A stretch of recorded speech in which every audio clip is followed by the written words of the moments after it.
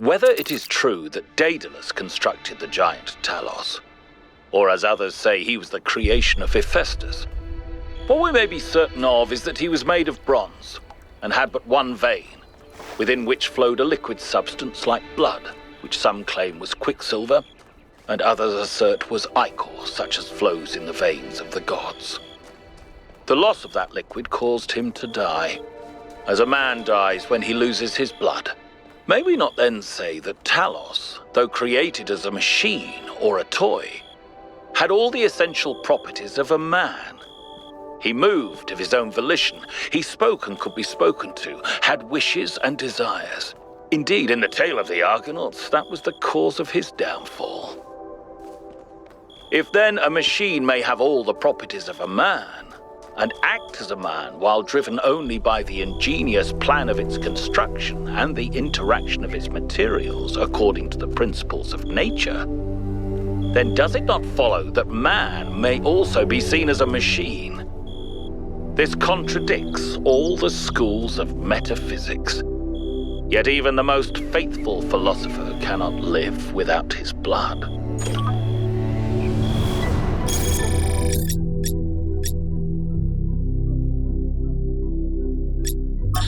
We begin with the self because that is what determines our existence as individuals. But the self cannot exist without that which surrounds it. The citizen lives within the city, and the city lives within the cosmos. So now we must apply the principle we have discovered to the wider world and ask, if man is like a machine, could it be that the universe is similar in nature? And if so, what follows from that fact?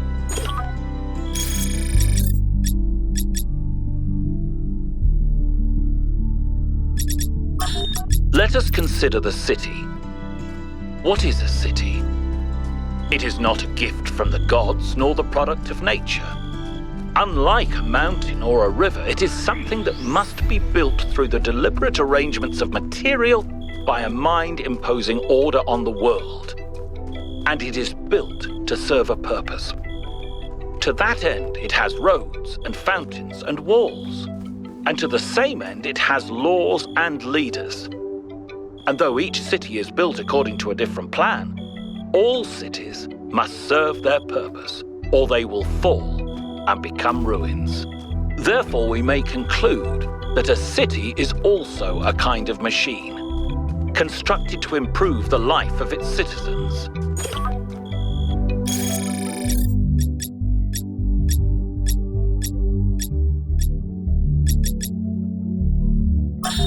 To us who have only just begun this journey of philosophy, the world may seem like a mystery that can never be solved. A great deal has been written since the days of the 7 sages, but how much of it is truth and how much of it is idle speculation?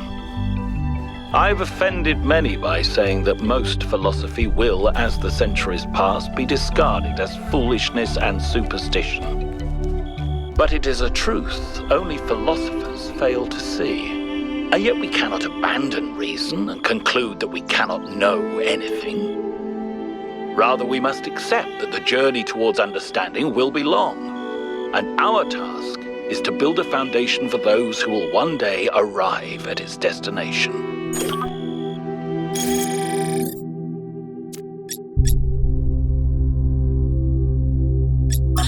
What is freedom? Is it merely to be ruled by those who speak one's language or share one's customs? No, that is merely a more convenient servitude. Is it to have no obligations, no loyalties? No, that is not to be free, but to be alone. What of freedom from hunger and thirst? Here we are closer to the truth. For freedom requires life. But one may have all the meat and all the wine in the world and still not be free. The most important freedom of all is the freedom to speak one's mind, to make one's thoughts public without fear, and so participate openly and boldly in democracy. It is the freedom of the dissenter and the gadfly, the rebel and the fool. that is the true measure of whether a city is free.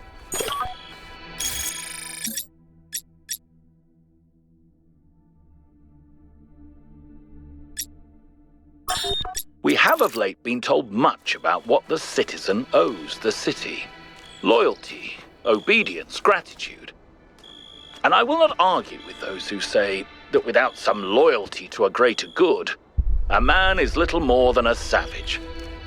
And I will even say that these days there are more savages amongst us than amongst the barbarians, who we call savages out of ignorance and arrogance. But there is another question that we are rarely encouraged to ask. What does the city owe the citizen?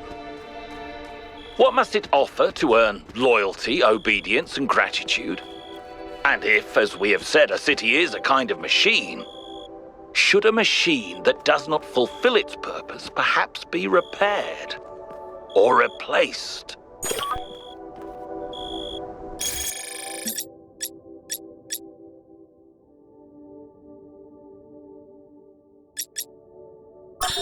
The world we see around us may not always be as it appears. Some philosophers have said that we are surrounded by nothingness, merely because air is not visible to the eye.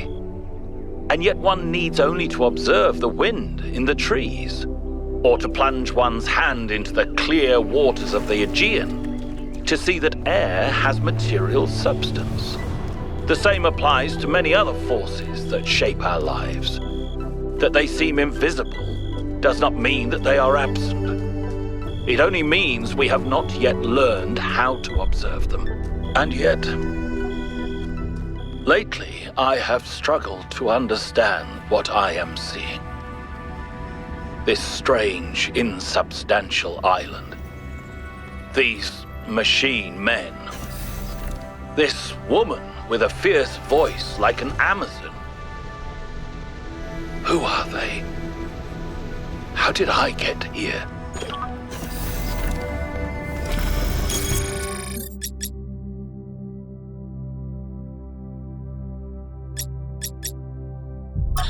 It is easy to speak of one's principles when the world is at peace, and there is no price to pay for thoughts that stray from what is permitted.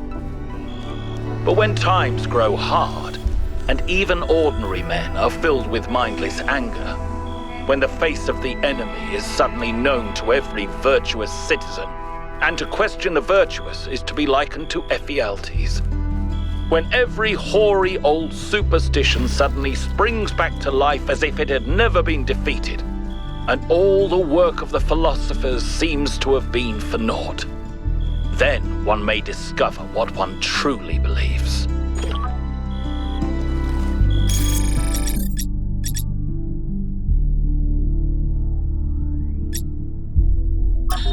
I see these beings, these children of a future age, wandering around an island more fantastical than Atlantis itself, looking desperately to find themselves. I reach out to them, but they cannot see me. I speak to them, but I do not know if they can hear me. Am I being punished? Are the gods playing some cruel trick on me? Why can I remember so little? What is this sorrowful voice I hear, whispering such terrible thoughts?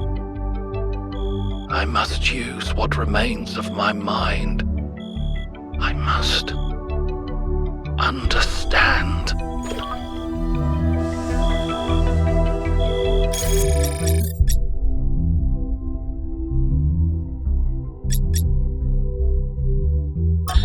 What did it mean in the end to be Straton?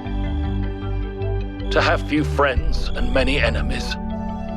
To write harsh words because it seemed necessary? To pursue the truth at the expense of all else, of family, of love?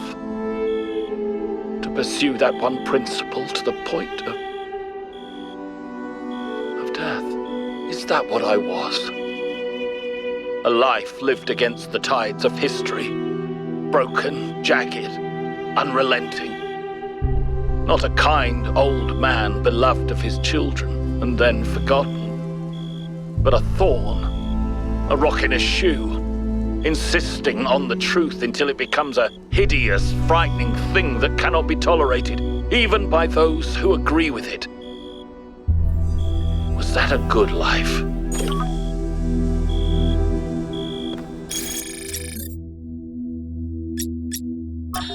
Perhaps for the life of an individual citizen to be good, first the city itself must be good.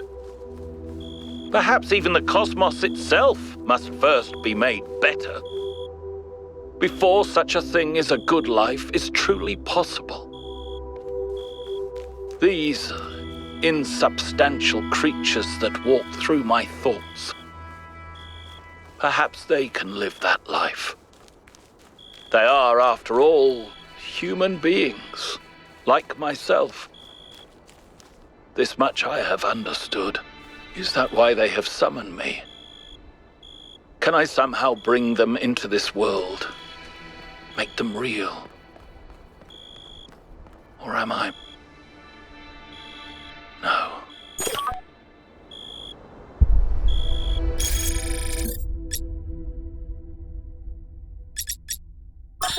I have considered the visions that have plagued me on this strange journey.